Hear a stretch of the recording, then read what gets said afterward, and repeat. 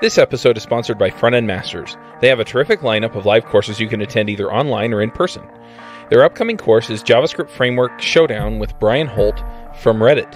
You can also get recordings of their previous shows like JavaScript The Good Parts, AngularJS, CSS3 In Depth, and Responsive Web Design. Get it all at frontendmasters.com. This episode is sponsored by Watch Me Code. Have you been looking for regular, high-quality video screencasts on building JavaScript done by someone who really understands JavaScript? Derek Bailey's videos cover many of the topics we talk about on JavaScript Jabber and are up on the latest tools and tricks you need to write great JavaScript. He also covers language fundamentals, so there's plenty for everybody. Looking over the catalog, I got really excited, and I can't wait to watch them all. Go check them out at javascriptjabber.com/watchmecode. This episode is sponsored by Component One, makers of Widgmo. If you need stunning UI elements or awesome graphs and charts, then go to widgmo.com and check them out. Hey everybody, and welcome to episode 114 of the JavaScript Jabber Show. This week on our panel we have AJ O'Neill. Yo, coming at you live from a late morning. Jameson Dance. Hey friends. Joe Eames. Howdy. And Charles Max Wood from devchat.tv. This week we have a special guest, that's Elliot Kember. Hi everybody. You want to introduce yourself? Okay, I'm Elliot Kember, and I work at Dropbox doing prototyping and development. And that's me. I just recently moved to San Francisco, where the sun shines. I used to live in England, where the sun didn't shine. San Francisco's nice, isn't it? It's lovely. Did you just say you live where the sun don't shine? I hear the sun never rises on the British Empire. Very nice. All right, well, we brought you along today to talk about asynchronous UI and non-blocking interactions. No, it's just ... Wait, what about we're using Swift now, huh? Oh, yes. Have you guys been using it? I've been using it. Swift Jabber. Been on it for about a year. Yeah, I was pretty much on the dev team for Swift 5 years ago when we started with it. Used to be called Go back then, but... I'm kind of curious because I don't think I was the one that set this one up, so I'm not exactly sure what is meant by asynchronous UI. Care to fill us in on that?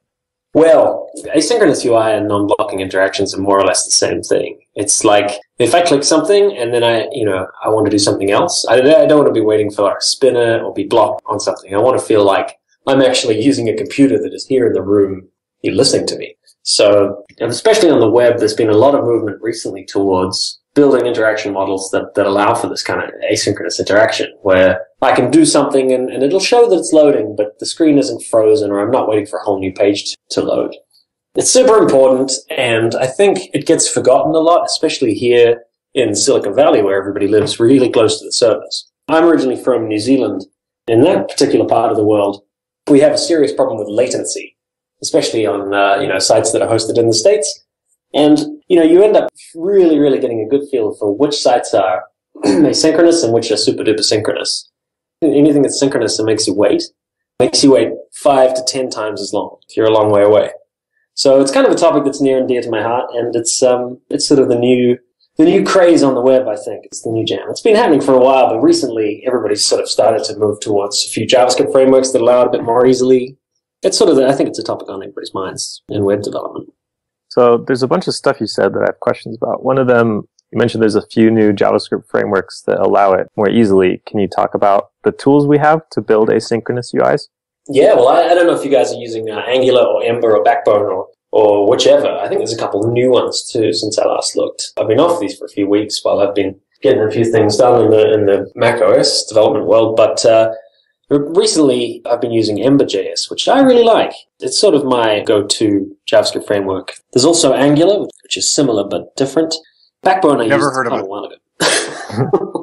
Okay, well, I don't actually know what your guys' background is, all of you guys, or our listeners, so I may be telling you all things that you already know, but...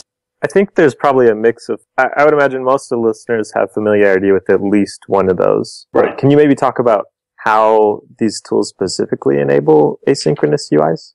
Yeah, sure. One of the biggest things about Ember that I like is the fact that it's got a sort of a data layer. It's called Ember Data, and it sits between your front end and your API or your servers or whatever you got running in the background. And it means that when you save a record, instead of making a save all the way out to the server and coming all the way back and waiting on that promise, you can update the record and update all of your UI and just show that it's saving in the background, but the data's already there. The data's in the view, and you can sort of see it, and it just gets persisted away to a storage in the background. So rather than waiting for each, atomic save to happen and each record to be saved to the database, you can keep editing and edit the next thing before that save comes back. It means you get a few complications with things that are in different states and things that have to happen after other things, because that's pretty normal. But the advantage of it is that if you get it right, it's just a really nice way to build things. It also, I've found, it means that you can kind of develop asynchronously as well. If you're not waiting on a certain part to be finished or a certain API to be available, you can kind of fake it, or you can, if things are very, very slow in development, you can get around it. But yeah, I really like it. But Ember is like a kind of a top to bottom JavaScript framework, right? Where it handles all your routing, it handles all your models, templates. There's not a lot that you can or really need to change when you're using it because it's sort of been designed from the ground up. I haven't used Angular nearly as much, but it's a little bit more componenty. So you can just have a little widget or an app that sits inside your normal site. And it lets you kind of jump into it without quite so much learning and quite so much magic. Ember is sort of more Railsy that way. I mean, the capabilities to do asynchronous UIs it's kind of a consequence of some of the design decisions in JavaScript where it's got an event loop. And I mean, you could do this stuff with plain jQuery spaghetti, but it sounds like you're saying it's easier now with these newer frameworks. Yeah, this technology is certainly nothing new. People have been doing asynchronous work in the web for an awfully long time, but it's kind of that long tail where, 5% of the developers out there might have been doing this for a long time, but a lot of people either don't have time to, or just sort of don't really understand how it works, and it takes them a lot longer to catch up and to start doing this stuff. And with these frameworks and with these sort of sets of rules and workflows that people can work alongside, it means that anybody can sort of come to grips with an asynchronous workflow or asynchronous products sort of a lot more quickly. And they don't have to do as much thinking about what technology they're using. They can just sort of follow a template, follow a prescribed sort of way of working. And that works out really nicely. I found it to be super duper helpful, and especially just in sort of giving recommendations on application structure and things like that, where I don't really necessarily want to have to think about how my controllers are wired together and things like that, which is why I prefer using these frameworks. It also means you can update the framework codes separately, of course. But there's a lot of JavaScript programmers out there that sort of didn't grow up with a proper programming background or the fundamentals of application design. And it's really helpful to bring these products out to the front and to kind of get all the parts that don't change between applications to be consistent between separate projects that you work on. So instead of having to upgrade your JavaScript core stuff between the sites that you work on, you can take a common core of libraries around with you. I think it's really nice. I think it's starting to become a bigger thing on the client side now. So it seems to me, though, that you could write an app that posts and does all this stuff synchronously anyway with some of these frameworks. Mm-hmm. Do they make it hard for you to do that, or are there still things that you have to keep in mind while you're doing it in order to avoid having that issue? Did you say synchronously? You can do things synchronously? Yeah. Do they allow you to do things synchronously? Yeah, they do. They allow you to... I guess the way I would say it is that they allow you to override the asynchronicity with synchronous interactions. So you're still performing asynchronous events. You're just blocking the interaction. If you see what I mean, you can block something and make it wait until an asynchronous thing comes back, but it still means that other things can happen in the background, or you can switch states in your application. I guess asynchronous for the web is a large part of that is whether or not you're actually loading a new page. And if you're not loading a new page and the information is still there and you can click around and you can go to, say, a different tab or go back to the original tab. I mean like a tab in a page. If your web application has multiple tabs or windows open at the same time inside it, you can be editing one and jump to a different part of the application while that's still saving. And that can be as synchronous as you like and can take a while. And you can even prompt the user when that thing's finished. Like when you send an email in Gmail and they have that Z to undo. It goes away into the background, and that email is processed synchronously. You can't really do anything with it until it's finished sending. But it kind of disappears and it gets out of your way, which I really like. And I think that's sort of what I mean. You can still do stuff synchronously, of course, when it makes sense. But to do everything asynchronously in the meantime means you can override that with synchronous events, and you can wait for stuff to come back. I was just going to ask, is there more to asynchronous UIs than just using a framework? Oh, yeah. Oh, absolutely. I mean, the framework will get you started, but it's important to kind of use the framework and get an idea for what you're being told to do and how you're supposed to work. You can certainly like break these frameworks and do horrible, asynchronous stuff and change pages and reload and all sorts of stuff. But it kind of pushes you in the right direction, I think. It gives you the tools to do things correctly, to use, promises and callbacks and everything's there. It just makes it easier to do it that way than to do it the wrong way. So I was going to ask about the performance aspect. You mentioned it as one of the motivations for asynchronous UIs, especially if you're dealing with longer latency from being on the other side of the world from some of the servers you're visiting. How does asynchronous UIs, how do they interact with performance? How do they affect performance? I think they're huge. One of the things you can do with asynchronous stuff is you can preload things, that you're going to need later on. For example, we wrote an app called Forge, which is a static hosting environment. And one of the things we did was compile your whole site, all the HTML, into one JavaScript manifest file. And then while you're browsing around the site, instead of pulling each file from the server, you just display it on the page. So the whole downloading all those pages in the background is asynchronous. And it comes down off a CDN, so it's super quick. But that data is already there for you because you preloaded that asynchronous interaction. You didn't have to wait for someone to click or anything. You just load them all at once.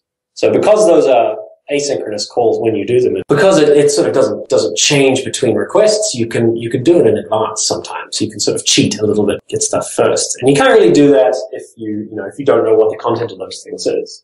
So let me stop you real quick because I'm not sure I understood. So what you're saying is you have a manifest or a list of the JavaScript files that you're going to need. HTML files. Or HTML files. Yeah, this was something we kind of pioneered, and it worked pretty well, actually. It's basically a giant hash, and the keys for the hash are the URLs for all the pages, and then the contents, all the HTML contents.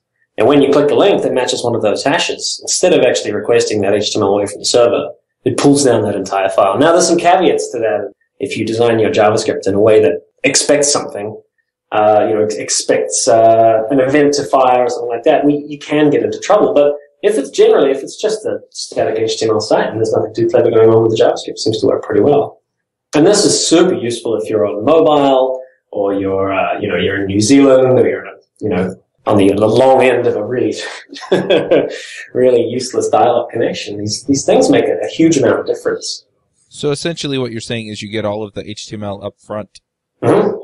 Does that slow down the initial page load, or do you do that after the page is already loaded? Yeah, what's the cost? I mean, you can be talking about a lot of HTML potentially, right?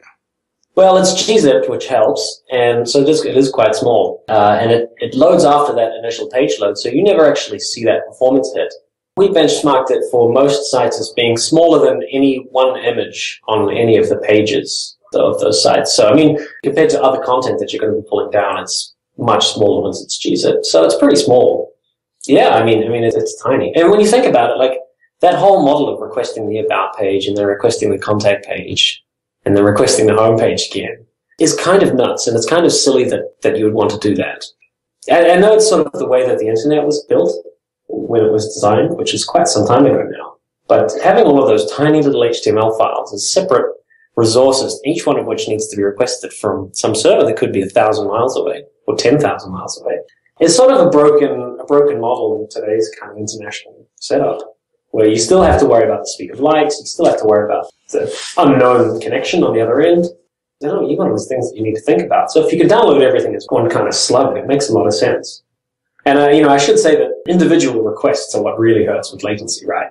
If you've got a slow connection, once your download is going, it's actually not too bad. Once it's on the move, it's okay. You don't have that same latency once the stream is coming down to your computer, but every single HTTP request needs that horrible round trip away to the States or wherever it is. Now I'm actually out of the... on my 3600 baud modem, it is pretty slow. Man, you joke. Whereabouts are you, Joe? Where are you? Utah. Probably not too far from most of the servers that you hit, right? Oh, no, not at all. So yeah, people always joke about this, like, we don't need this. We've got ADSL now. We've got DSL. We've got fiber. We've got all this stuff. But every couple of years, I fly back out to New Zealand, or every year, and I browse around the net and I view some sites and I do all sorts of bits. And what I've noticed every time is that things are getting faster. Things feel faster. I don't know whether things actually are getting faster, and a lot of sites still have that latency, so you still feel it on initial page load, The apps that are doing things asynchronously are just kind of delightful to use. I get away every once in a while into the country and use a pretty rural connection. And it's almost impossible to use sites that are synchronous, where every page needs to go back to the server and get all its contents. And it's super frustrating. It's like death by 1,000 paper cuts once you load 10 or 12 different pages in one by one. One of the worst connection types is the satellite, right? Because you get the satellite down, which is really high latency because it's bouncing around up there, and then you get your modem up, right? Yeah. So you've got it's super. I guess that is an asynchronous connection, isn't it? Or it's one is super way faster than the other. Right, and but the down is still highly latent, right? It's still really, really latent. And the two aren't connected. So the two aren't synchronized over a single line or anything. Right. They're two separate connections where one is posting and one is getting. Sorry, Chuck, didn't mean to cut you off. Thanks. I was actually wondering, are there circumstances under which this doesn't make sense? Because it seems like if you request, I guess HTML is just text, and, you may not be pulling a lot of extra data once you have the main layout there, but are there situations where you need to think about this just a little differently, or where it doesn't make sense? Sure, if you work for 37 Signals. Yeah, they go the TurboLinks route, right? They request everything, and they just leave the header intact, which does cut down on a lot of content. And in a lot of ways, is sort of more applicable. What they're doing is they're generating the content on the server, and they're posting that down as HTML. So if your content is changing all the time, obviously you need the updated data rather than the, whatever it was you got at load time. If something changes while you're using it, you want to get the latest updates. So if you're rendering data on the server, you actually need to push all that down. But if you're just rendering the UI and the client side and rendering the data in, then you can build it in that way. Older sites have a lot of problems with this. If you've got an older site written in, Rails before the TurboLinks or something, if you've got an older sort of setup and maybe your JavaScript doesn't quite handle this properly, then yeah, you do need to look at it. It's not bulletproof. It doesn't work for everything, but it's an interesting way to go forwards, I think. So, Elliot, are you saying that the people at 37 Signals are crazy or just uneducated? Those are my only two options for this answer. I think you've given me a bit of a straw man. Yeah, I don't know whether that's right. No, I think they're opinionated, and they certainly know better than I do for their specific setup what makes the most sense. There's a lot of factors there, right? In terms of development costs, the people that they have, the team that's building whatever it is, any legacy stuff they've got lying around. So I wouldn't call them crazy to do things a certain way. Probably not the way I would do things, but I have never built that specific application. I don't, intimately know its needs. So I don't know. It sounds like, though, that then you're pulling down, like, full HTML pages for each one, like the About page and stuff? Or are you just pulling down the relevant bits that need to change on wherever they're at? I'm pulling down the whole HTML. The reason being, most of it is compressed using gzip. Gzip, that first load, right? Anything that is this, I don't have a detailed understanding of how gzip does its actual compression, but from what I can tell, any parts that are the same between two different sections, two different pages, or especially pieces that are used over and over, and it's all just text, and most of those are HTML tags. So HTML tags are pretty symbolifiable. I don't know. You probably compress HTML pretty well. So the more pages you push down with that, probably the better compression ratio you're going to get. Yeah. And what's more is you don't have to, we never actually got around to doing this, but you don't have to load all the pages at once. You can load in a specific subset of the most visited pages, and then you can load in some other ones later on if you think you're going to need them. Or, you can do it like a spider graph. You can get to one, once they click on a certain page, you can then asynchronously load in a few other pages, sort of preload them in. And we're not talking about a huge amount of data, and all of this can be on a CDN anyway, so it doesn't matter too much. But it's like, that's the way it should be. That's kind of the way it should be built. Now, do you do the same kind of thing with, like, JSON data off of APIs? So you know that you have this service, and they're most likely going to need this data at some point. Do you pre-send that as well? I don't do that, no. There's sort of no reason why you couldn't, although that might make sense to just pull down on page load on the client side, depending on how that's going to work. Yeah, I guess you can preload that stuff. It depends on your use case. If they're definitely going to need it, then you do pull it in. If they might need it, then you do. Otherwise, you just figure it out case by case. If not, if they can handle the load, then when they click on it, you can pull that data in. The great part about this asynchronous system that we built was that it fell back really well. You request the URL and you get that actual page. So the pages still exist, in the wild. And if you reload on one of those pages, you get the original, so it falls back. And the same is true of preloading that data. And if you preload it on page load, then the data is in there. But when they inevitably visit that URL where you're showing that, or that page section where you're showing that data, you can make that request again and update what you have with the new information. So there's stale data and then an update rather than just like a loading spinner.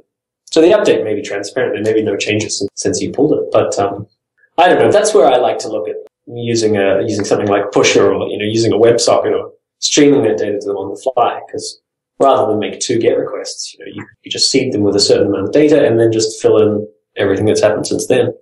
Still quite a bit of effort in terms of, actually implementing that. So it comes down to, whether or not you can be bothered setting that all up for whichever site you're doing. So Jameson was talking a little bit about a blog post called The Need for Speed. I've referenced this a few times on this show, I think. It's just a really good presentation about performance, but there's a section on responding optimistically to user interaction. And I thought that fit in really well with some of the performance things you were talking about, where you immediately render data as soon as it's input. You don't wait for responses from the server. Or when you're initially loading the site, you can kind of load a skeleton and then load the rest in the background or things like that. Are there other techniques like that for performance with asynchronous UIs? Yeah, I guess I've just clicked that link and I'm having a look at this page now. I think I read it a little while ago. It's been around for a while. I think it's a few years old, but yeah, it looks some good advice. Looks familiar. Yeah, for me, I think this is super duper important. Speed is one thing, but perceived speed is actually what you're dealing with. If you don't do any optimization, then your perceived speed is pretty much the same as your actual speed, right? Like if you don't cheat at all, then they're not going to see it be any faster than it actually is, or actually how long it takes to load in the thing. And then there are heaps of things you can do. You can load in, for example, low resolution versions of an image and then replace them with the high resolution images. I think Facebook used to do this, where if you were quickly flicking through a gallery, you would flick, and you'd start to see these like really compressed, really low quality versions of the images that you're looking at. And I think they would load them all in at one time, probably as a single image, and then move them around using JavaScript wizardry on the front end. But it meant that you had an idea of what you were looking at before the entire content came down. And the entire content might have been a few hundred K, which sitting here in my Ethernet, fiber optic connection in San Francisco, it's very, very fast. But it's not always, it's not always you are in another country or on a bad connection. Or just even you go through a tunnel on a train. You want to be able to like flick through and have an idea of what you're looking at, so that you get the contextual information about something long before that second load comes in. In an ideal world, everything is super fast and instant and ubiquitous high-speed access is everywhere. But if you build with the concept of slow or latent connections, if you build with perceived speed in mind, it kind of raises all the boats, right? You kind of get the advantage for everybody. So even a high-speed connection, if they're switching off a Wi-Fi connection, if they're coming off it as they walk away from their house, this is something that happens to me. As I walk away from my house, my Wi-Fi connection is still connected, but the data is not going back and forth. It's just kind of stopped, and the phone is like, I don't know what's happening here. You're not actually connected to the internet. It takes a few seconds for that cellular connection to kick in. So while it's doing that, that request can be sitting there in the background. If you build it correctly, you can wait for that connection to die and try it again, or give the user a notification saying, hey, this one particular thing you were doing has stopped. It's not working. If you're submitting a form on a website and you submit the form to another page as you're walking away from this thing, the page just doesn't load. And you've got to go back to your form. And hopefully the browser's got all your data. You don't know whether the request went away and the data didn't come back or what. You don't have any options. You don't have any can't just submit that again. It's not, the spinner's not still spinning. So I think that's sort of what you're talking about. But what we're looking at down the bottom is they load in the cloud up kind of header and logo and buttons and things that are always going to be the same before they load in the user data. Is that sort of what you mean? Where kind of like the frame of the page loads in and then the data loads in? Sure. I mean, yeah, I wasn't really going for anything specific, but that's one of the things. It's a super nice trick, and it's really cool. Like one of the great parts about this is you can put all of your UI code, all of your icons and CSS and HTML and layout stuff. You can put that on a CDN. So you can put your framework files and the templates and everything up on CloudFront. It gets served from close to wherever they are, so that's pretty fast. You render that in, and then you update another object. We do this in Ember. It's sort of built in. And when to say I have a box at the top right of my page that has my little icon and my name, you can load that part of the template in before you actually know who the user is. If you know you're supposed to be on a page with the little icon at the top. So you either have a little loading or just a gray default icon. And then as soon as the request comes back with the user's details, as soon as you know a little bit more about them, you just update that part of the page. So the location of it is already set. It's obvious that something is about to happen, that there's something still to come. You kind of know where you are and you know where that's going to be when it eventually has the data. And it's super optimistic and it's totally cheating, but it means that, for one thing, it means that you're pulling in less information from the server. So that slow connection or that slow JSON request that's coming from an AWS server somewhere on the other side of the planet just has to carry just the data itself and nothing to do with the presentation. So one thing that I've run across with this a little bit is I'm working on an app and we've got Angular in there. And so it shows the little handlebars, episode.number, episode.name. Eventually, it gets the data, and so then it goes and it inflates all that, puts all the data in the right place. So the page loads fast, but it's got a bunch of data in there that's not. Oh, so you're saying that you actually have those variable names in your templates and the user sees them? Yeah. Yeah, see, that's super gross. I mean, you want to kind of avoid that, and you can by putting a loaded flag on that thing. If the model is loaded, show those bits. Otherwise, just show some text that says loading. I think that's not the right way to do it. Yeah, I agree. I was trying to figure out a better way. We do. I've done it on the actual object. So I think the object is a promise in Ember, and you can check whether that promise has been resolved. So you put a conditional around that part of your HTML on your template, and you say if user.loaded, I think it is, show the user information. But if not, you show the placeholder stuff. You can have it on the actual object itself where it has a default value that gets updated when it gets pulled in from the server, but it's sort of a template thing and you want that to come first. So you don't want to be showing double handlebars tags all through your HTML. Yeah. That's not ideal. Yeah, I wasn't impressed, but I was trying to figure out, That isn't totally a thing. You have to start kind of building your code in that way, right? You've got to start thinking about the separate states that each object can be in, whether or not you have the data, what you want to show when it's not there. Otherwise, you can get placeholder bits with this is where your name will be, or lorem ipsum, which is, even worse. So it does take some more work. And I think the idea is to minimize how much more work you have to do to get that functionality, whether it's free or, whether you have to do a whole lot of grunt work to make that stuff happen. The more kind of layout or architectural or structural UI code you could bring in before any content comes in, I think it just makes the waiting less painful. It means that you can start to get an idea of where you're going to need to look for the information that you want. So your avatar hasn't come in yet, but that's where it's going to be. So when you eventually need it, that's where it'll be. If you wait for the whole page to load in and then display it all at once, you're just sitting there looking at that white screen. And I think it feels like it takes 10 times as long when there's just a blank white screen with no loading spinner or anything. It's just this is the page. It's just not here yet. Well, that shut everyone up. You told us. What did I say? I don't know. I think this is important, and I think it gets forgotten.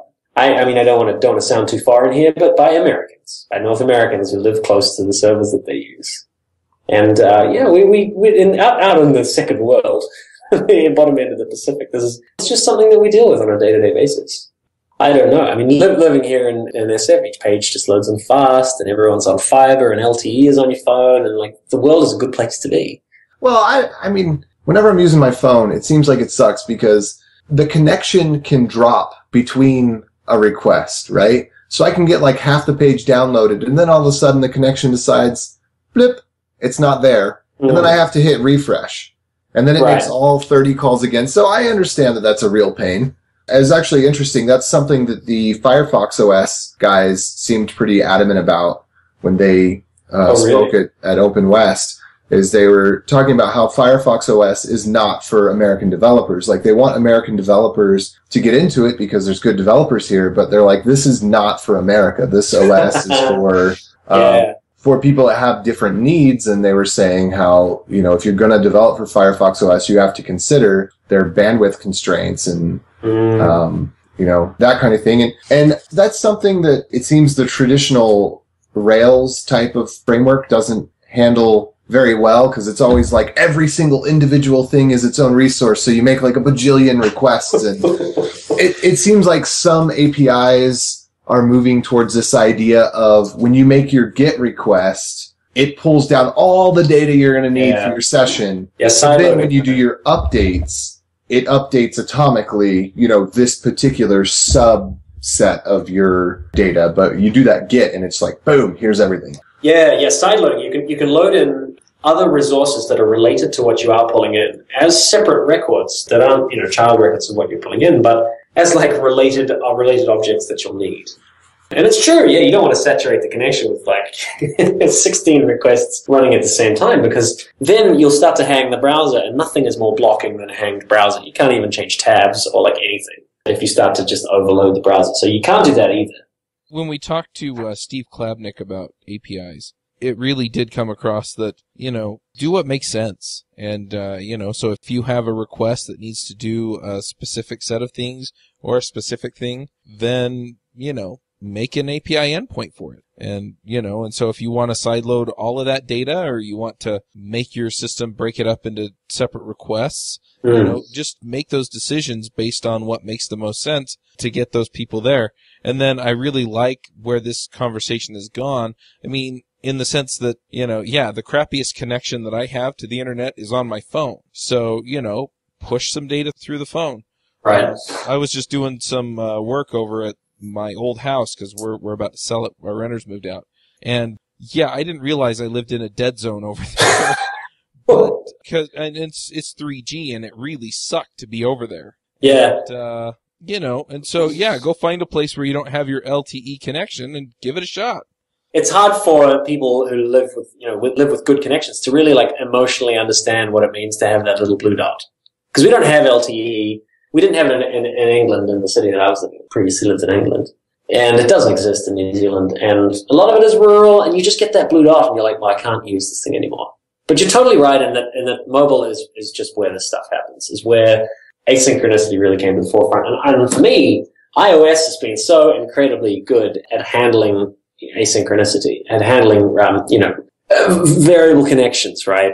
Variably latent and untrustworthy connections to the internet. So if you think about like pull to refresh is a good example where if I'm in my little Twitter app and I pull to refresh the whole page, it doesn't kill the app while it's pulling in stuff. It doesn't do a big thing over the top of the page. It doesn't load in all those tweets again. It just gets more stuff and puts it at the top, like a big queue.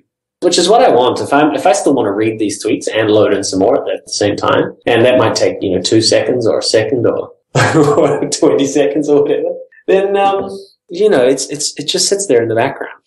And that's what you want. This phone is incredibly smart and powerful, and it has a good connection to the internet, and yet something can slow it down. And so that the idea is to take that something that can slow it down and run it basically in a different thread, like in the background, just not even there, that you can't see and you're not aware of until it puts things to the front. And you didn't really used to be able to do that so well when everything was single-core CPUs on the phone, so that was pretty bad. But these days, you don't really have an excuse. And all Objective-C, all of the iOS apps that I've used sort of kind of prioritize asynchronicity. They prioritize having the application on the phone and then sending the data in from the web, which is the way it should be. I've used a few web apps masquerading as native apps that they have these days, and it's just not the same. Your content and your presentation all come down together, and there's supposed to be cache, sometimes they do. It's tricky. I think it's smart to get all of the layout-related code and data and size, push it to the client and have it there, and then just mess with JSON. Just push JSON back and forth. You can even then tell the client when there's an update to the files that you need updated.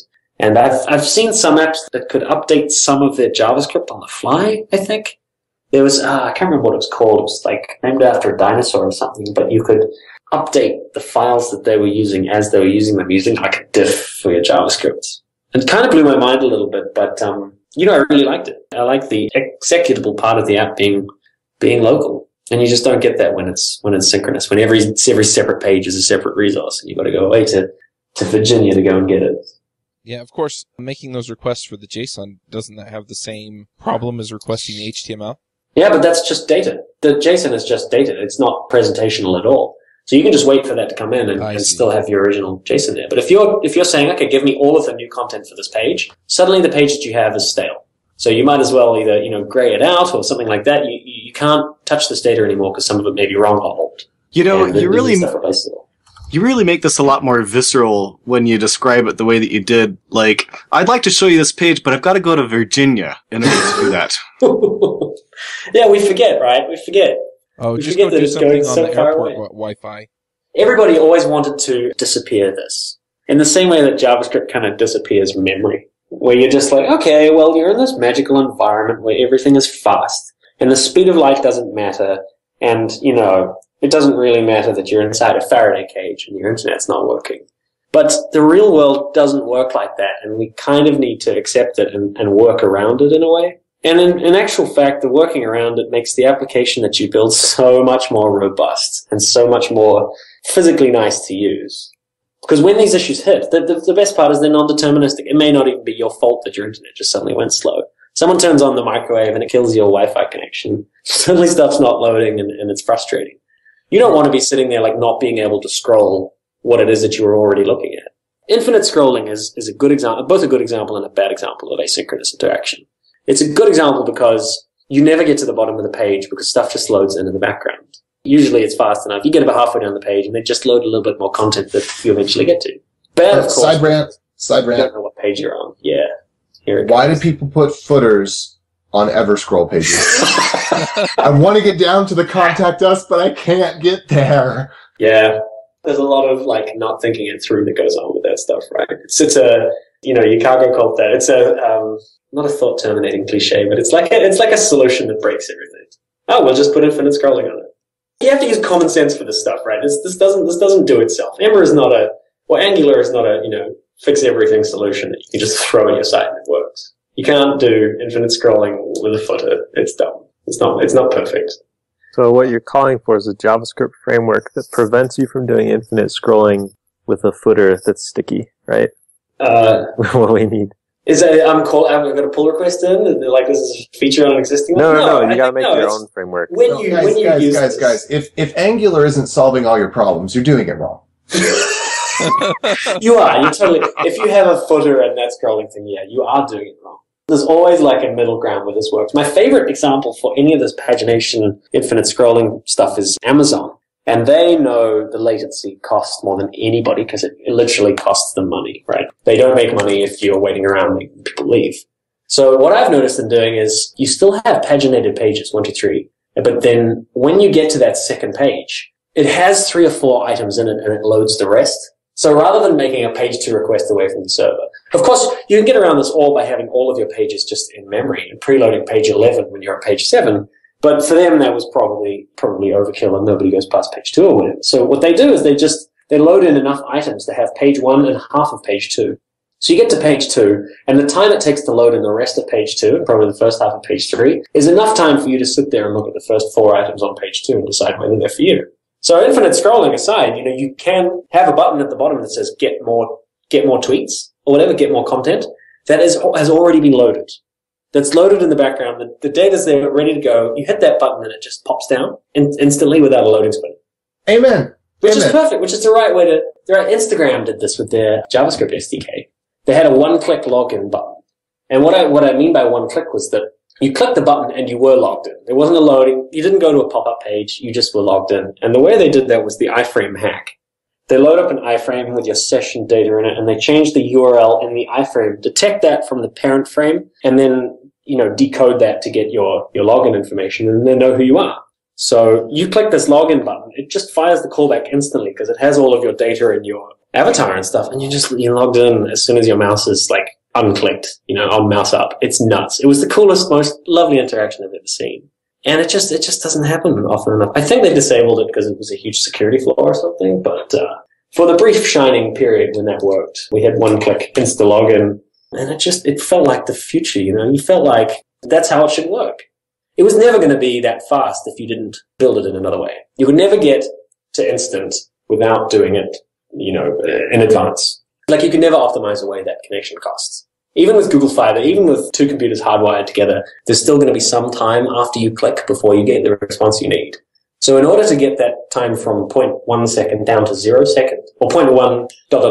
50 seconds down to 0, always 0, you have to do it in advance. How long you do it in advance is another question, right? Whether it's going to take 5 seconds to do, so you need to do it 5 seconds in advance, or whether it's pretty quick. But you can't get to asynchronous by speeding up synchronous. I don't think it works. Dead silence. This is a No, synchronous. that's a great quote. I was just thinking about that. Yeah. That's the money quote, I think. This is what we did. This is what we did with Forge. We basically said we're going to make the fastest hosting system in the world. But we can't. You can't do it. You can't do it by just serving pages faster. You can't take the traditional approach and optimize it to be next generation. It has to be. There's some quote somewhere that says if it's not an order of magnitude better, it might as well be worse. Like it's the same. I'm not going to use it if it's not an order of magnitude better. The only way you make it 10, 100, 1,000 times faster is through a completely different way. Otherwise, you're talking about quantum computing or, God knows what to get those bits across faster. But it's 2015 or whatever it is. These computers are fast enough and, we're smart enough to be able to do this stuff in the background. All we need to do is make it easy for us to build these things so that they are asynchronous. And that's why these frameworks are so great. Because I just don't have to think about it. It's engineered into the way I build an Ember app. It's engineered into the whole thing. And I don't have to think about it. It makes it easier to do it asynchronously than synchronously. And then it'll happen. This is really cool. I'm going to have to go back and listen to this again and just really wrap my head around it. I think it's important. And I think it will shape the way that we do a lot of our development for the next little while. It may not even be obvious. Like best case scenarios, we don't even notice that this stuff is happening. And the end user just doesn't even care about how it's actually working. We want it to be exactly the same as it is now, but infinitely faster. And the way that we do that is changing everything, but the end result is not, this should not be obvious. The end users don't even notice when your stuff is really fast. We did this on the Hammer for Mac site, hammerformac.com, and it is fast. All the pages loaded fast. You can go through the docs and click all the links, like with no lag time. And just our least commented upon feature. It's super disappointing. It's just like not something that people notice. Every once in a while, someone's like, what the hell is happening? Why is it so fast? But in actual fact, they expect it to be this fast. Anything short of instant is slow, I think is how we should think about this stuff. Anything short of like it's already there is why am I waiting? I'm so much more important than this computer. I want to take a moment to springboard off of that one comment. So sometimes I feel like instant is too fast. Like sometimes having a 200 millisecond delay just makes me feel better as a person, Fine, absolutely, that's fine, but fake it. Fake it so that 200 milliseconds is a 200 somewhere in your code. So that you can change it. So that the second time it's faster or something like that. AJ's worried about having too much money, too. No, but do you guys know what I mean? Do you know what I mean? Where, like, the brain wants a little bit of time. It wants a little bit of time between the action and the reaction. Because, honestly, if you get something shorter than 1/10 of a second, you can't tell which happened first, right? Like if you ever had that problem where you're watching TV and the audio and the video are out of sync by less than 1/10 of a second, and it's even worse than it being out of sync regularly because you can't tell which is happening first. Yeah. Because it takes more than 1/10 of a second to process cause and effect.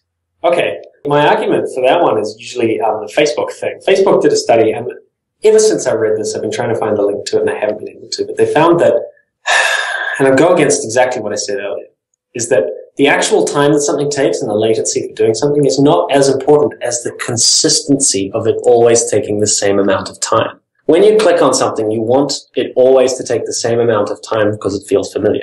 When you click on messages in Facebook, you want it to take 1.3 seconds. If the second time you come back and it takes 0.1 of a second, you're like, this is different. Something has changed. And this is what I don't like about turbolinks. Turbolinks, that first load of a new URL is always slow. It has to go and fetch the server. The second time around, it caches it and then updates in the background or whatever it does, but you want it to be the same each time you do it, and you really want to curate that experience and have it be the speed that you want it to be. If something takes half a second, but it takes half a second consistently and you know what to expect, then it's not too long. Half a second's not so bad. It's okay because you're like, oh yeah, I remember this takes half a second. I understand this interface emotionally. I understand that this doing something. But if the second time it's fast, you're like, what's happening? So either it's got to be fast and always fast, or it should be slow and consistently slow. And in that case, if something can be slow, what you should be doing is setting a minimum timeout on whatever it is. So you're talking about that 200 milliseconds. It's a good example. If you take that 200 milliseconds and say that the server response can be between 3 and 80 milliseconds, to respond with this data that it needs, you can say, okay, well, how about we have that minimum timeout be 60 milliseconds for this thing? So the slowest it's ever going to be is that 80 or 90 or whatever it is, the slowest example. And then when it's cached, the 3 millisecond thing, it's going to drop it down to 60, maybe 50. So every time, it still takes a little bit of time. But the first one is just slightly slower, and every one after that is reasonably quick, like not too bad. So by making this asynchronous and by preloading things and doing it really smartly, you can engineer artificial delays in your application and in your code that work with the interface. And they're direct, and you know how long they're going to take. They're not as variable. But by doing it asynchronously, you get more control over it. That 80 milliseconds is not dependent on what cellular connection you're on, something like that. It's sort of more curated, maybe more. You got more control over it. Do you know what I mean?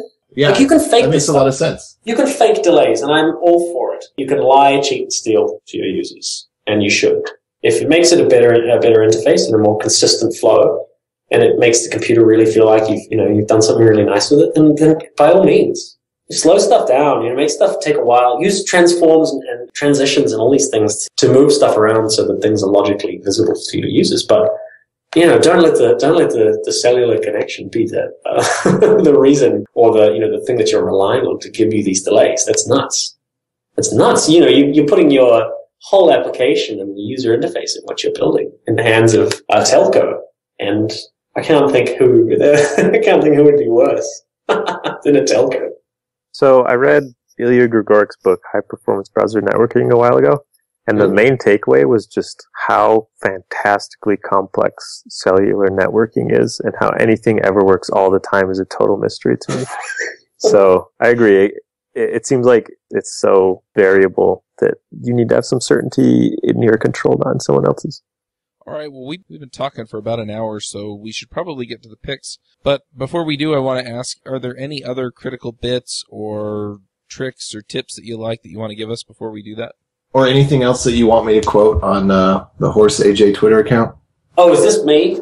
You asking me? I did see that tweet come in, and I have one more question. We talked a little bit about some examples, but are there any other examples of sites or apps that do this really well, that have really great asynchronous UIs? You put me on the spot here. I'm gonna have to. It's okay. I'm just trying to think of some off the top of my head. Not really. Anything that's built on iOS is an interesting example of how asynchronicity is more built into that platform. A native app. Yeah, a native app. Native apps have the understanding of built-in, whereas the web, rather than web apps, like websites, have no concept of anything to do with. You might actually want more pages than there's just a single page. Websites without JavaScript just don't have it, and yet, but on iOS, it's built with that in mind. And I think built with asynchronicity in mind is what we need to do. Like, we need to build with this concept. Just as such a basic fundamental understanding of how the world works and how, the wire works. I'm trying to think of things that are asynchronous. I work here at Dropbox, and I think Dropbox is an interesting example. If you save a file and it goes up in the background, right? You don't want to have to wait for that file to be saved or anything. You don't want to upload it to a website. You want it just to happen in the background. You want a little progress bar. Anything with a progress bar, I really like. Because it says there's something happening. We're still updating. You're gonna be aware of it if there's an error and something's moving. I don't have any off the top of my head that do this asynchronicity stuff really well. But just kind of every major site is starting to do this a little bit better, and I like it. And it is starting to happen really well. AJ, do you want to start us the picks? Yeah, I do. Okay, so I haven't been as diligent in paying attention to awesomeness lately, but there is something I don't think I've picked before, Bookshelf.js. Have I mentioned that before? No? Okay, great. So Bookshelf.js is an ORM for SQLite, MySQL, PostgreSQL, and MariaSQL. So when you realize that, you're finally over this whole NoSQL crap and you want to get back to what works, you got Bookshelf. Actually, it's a pretty good library. I haven't used too many of the other ORMs that have existed for Node over the years, but Bookshelf is the documentation's very clear. The maintainer is just absolutely phenomenal about answering any issues that you post, and either of the two repositories are Bookshelf is the abstraction layer, and then Connects is the layer that actually interfaces with the core underlying modules, the PG and SQLite 3 and so forth. And it's nice sometimes to have SQL. I know that we'll probably get some very negative comments on this episode from me saying that, but SQL does work sometimes, so huzzah. All right, Jameson, what are your picks? I just have the one pick. It's a free online book about the web audio API. I've been getting a lot into it lately, just playing around with it more. And the actual API itself isn't crazy complex, but just the whole background in digital signal processing and physics of how sound works and that stuff, that's a little harder for me to pick up. And this book does a pretty good job of walking you through how to use the web audio API, but also explaining some of these underlying concepts so that you can do cooler stuff than copy paste someone else's code with it. That's my only pick. After AJ's picks, I was hoping you were going to pick NoSQL. Just assume I have a standing pick for the opposite of whatever AJ picked. Joe, what are your picks? All right, so I've got a few picks here. The first one is a book that I picked up off of an Amazon ebook sale. It's called Off to Be the Wizard, and it reminds me a ton of a book I picked in the past called Ready Player One. It's about a guy who is browsing around on the internet and hacks into some server and finds a text file that describes everything in life and realizes that life is actually just a computer simulation. And because he has write access to the text file, he can now control everything. And he's like a wizard. And so for some reason, he's running from the law and he teleports himself back to medieval England. And it's kind of like a little bit of a Connecticut Yankee in King Arthur's court, but done with a real modern day twist where he needs to have his smartphone on him in order to affect all this magic, because that's how he edits the text file. I've been reading it for a little while and it's been really quite entertaining. So I'm going to pick that. It's only $4 in ebook form off Amazon. And then because I picked that and it reminded me so much of Ready Player One, I want to pick again Ready Player One, but this time, not just the book. I'm picking the audiobook version that was read by Will Wheaton, because apparently Will Wheaton is an amazing narrator. He's narrated a few books and he's supposedly just fantastic. So my second pick is Ready Player One, read by Will Wheaton. And then my last pick is a kind of a family party game called Idiom Addict. That's idiom like, the language construct, and then addict, like you're addicted to something. It's called Idiom Addict. And it's a really fun game where it has a bunch of cards that have idioms on it that are described using synonyms. So, early to bed, early to rise might be described as in first to get up, first to go down. And then whoever's reading it, somebody reads it, other people have to try to figure it out in a given time limit.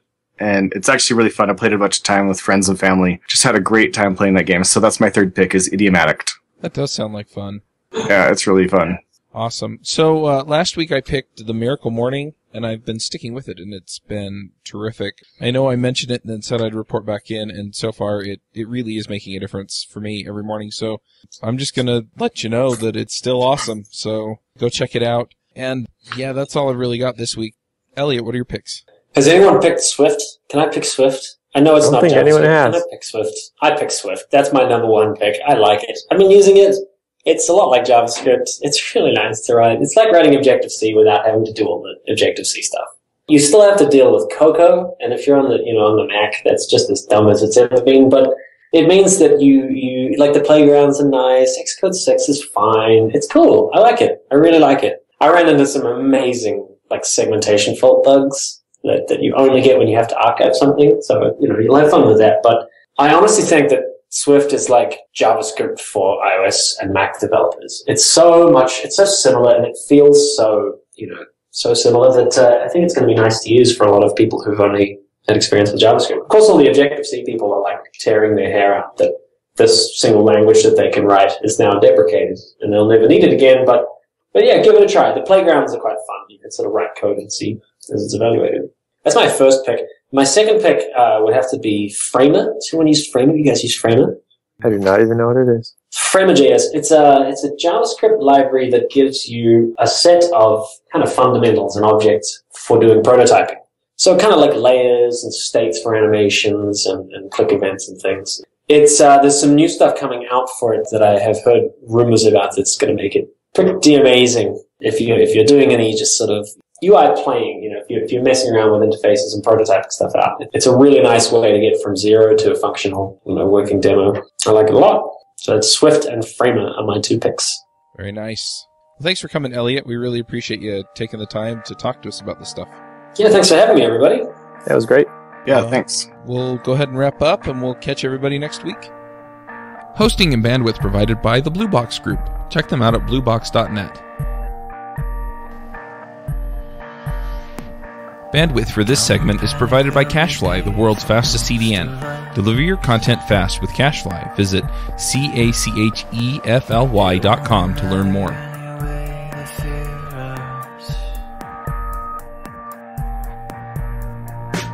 Do you wish you could be part of the discussion on JavaScript Jabber? Do you have a burning question for one of our guests?